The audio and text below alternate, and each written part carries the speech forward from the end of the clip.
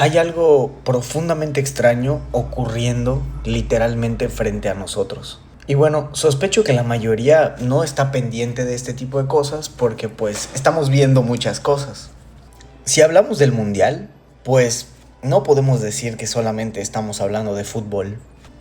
La mayoría de nosotros sí cree que solamente estamos viendo fútbol, pero realmente estamos observando una, no sé, una de las últimas grandes ceremonias de la humanidad. O sea, piénsalo. Vivimos literalmente una época donde casi todo se ha fragmentado. Las religiones, las ideologías, las comunidades, las familias, la misma atención del individuo se ha fragmentado.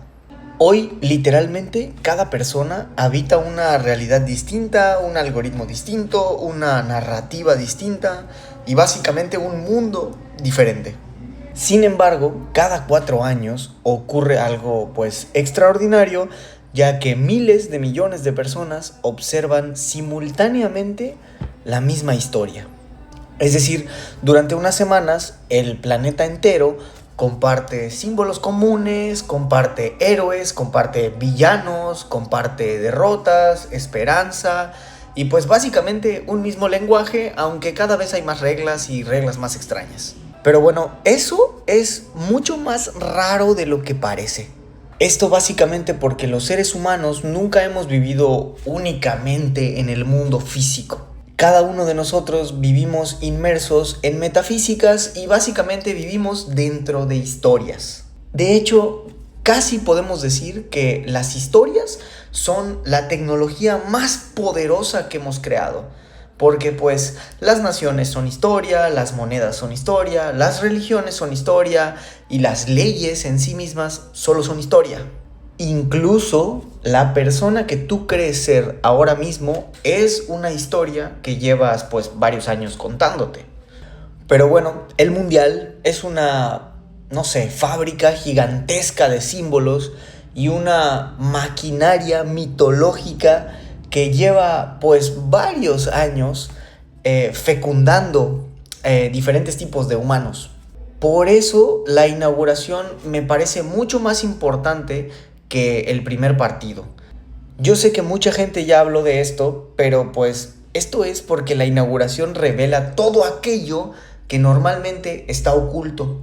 Y si tú no viste la inauguración, pues te invito a que vayas y la mires cuidadosamente, cómo las luces se apagan, poco a poco los símbolos aparecen y pues poco a poco los pueblos son convocados, las banderas emergen, los himnos, la música, la danza, los ancestros, el pasado, el futuro, todo eso convergiendo en el mismo momento y es cuando básicamente el mundial se declara abierto.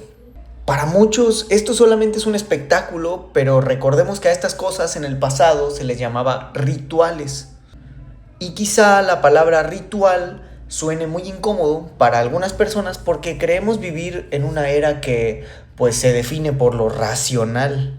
Pero la realidad es completamente otra, puesto que los seres humanos jamás hemos abandonado los rituales. Lo único que hemos hecho es transformarlo en una cosa, transformarlo en diferentes géneros, etcétera, etcétera, etcétera. Antes nos reuníamos alrededor del fuego y ahora nos reunimos alrededor de pantallas. Antes escuchábamos a los sacerdotes, pero ahora pues escuchamos a los comentaristas. Antes levantábamos templos y ahora pues levantamos estadios para estas cosas. Y con esto quiero que le pongamos atención a cómo cambian las cosas, pero pues de cierta forma las necesidades permanecen. Porque el ser humano necesita pertenecer a algo más grande que sí mismo. Necesita sentir que forma parte de una historia. Y en mi punto de vista, aquí aparece una pregunta fascinante, que es ¿por qué nos importa tanto quién gana? Si somos muy honestos, la mayoría de nosotros no obtiene absolutamente nada con esto. Ni recibimos dinero, ni recibimos poder, ni recibimos una medalla y aún así nos ponemos a llorar. Por eso me encantaría leerte cómo ha sido tu interpretación y cómo ha sido tu relación con este gran ritual que es el Mundial a lo largo de los años. Celebramos, discutimos, nos emocionamos, pero ¿por qué? O sea, ¿por qué el fútbol nunca fue solamente fútbol? ¿Por qué siempre termina siendo algo más grande? El fútbol es identidad, es territorio, es memoria, es la tribu, es el mito. Y pues bueno, piensa que cuando Brasil entra al campo no entran 11 jugadores, ¿ok? Entra Pelé, entra la samba, entra la playa, entra el yoga bonito. Y lo mismo pasa con México, que entra la alegría y entra una visión completa del mundo al campo. Está el ejemplo de Argentina, que cuando entra al campo tampoco entran 11 jugadores porque entra Maradona, entra Messi, entra lo épico, entra lo nostálgico y pues ya sabes, entran las historias de todos ellos que se niegan a desaparecer. Cada selección representa algo y cada selección pues carga su propia narrativa. Y en todo este contexto es que aparece México, ¿sabes? Porque quizá México, no sé, me parece una de las historias más fascinantes de todo el mundial porque México no representa una respuesta, ¿sabes? Más bien México nos viene a representar en una pregunta. ¿Quiénes somos los mexicanos realmente cuando dejamos de limitarnos? Porque si observamos nuestra historia encontraremos algo muy extraño. O sea, una y otra vez aparecen señales de grandeza. En México hay cultura extraordinaria, pensadores extraordinarios, artistas extraordinarios, atletas extraordinarios. La sub-17 es campeona, es bicampeona del mundo. Hay generaciones brillantes de todo tipo de humanos y pues grandes momentos históricos en general. Pero estos al final parece que solo son destellos y simples destellos, como si existiera una conversación permanente entre aquello que somos y aquello que podríamos llegar a ser. Yo solo digo que es debido a esto que pues me surge la sospecha de que por eso millones de mexicanos viven los mundiales de una forma tan particular. Porque en el fondo no observan únicamente a una selección, ¿sabes? Están observando una gran posibilidad. Tal vez inconscientemente estamos observando una gran posibilidad de reconciliarnos con una imagen más grande de nosotros mismos. Y bueno, aquí es donde la historia se pone todavía más importante y más interesante, porque mientras observamos la ceremonia, también estamos observando otra cosa. El fútbol de hoy en día nos permite observar eso a lo que se le conoce como la mercantilización de los mitos. Boletos imposibles de pagar, marcas, patrocinadores, transmisiones privatizadas, intereses económicos, corporaciones y pues bueno, algunos concluyen en que todo este show que se arma es completamente falso. Ya sabes que todo está corrompido, que todo esto ya perdió el alma y pues yo no lo sé, no sé cuál sea la respuesta, ¿ok? Y esto porque incluso cuando los imperios utilizaban rituales, pues existía el poder, existía el dinero, existía la política, existía el control. La pregunta nunca fue o nunca ha sido si existe o no el poder.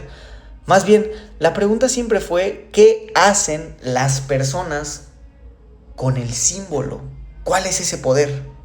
Incluso dentro de una estructura comercial gigantesca sigue ocurriendo algo profundamente humano, ¿sabes?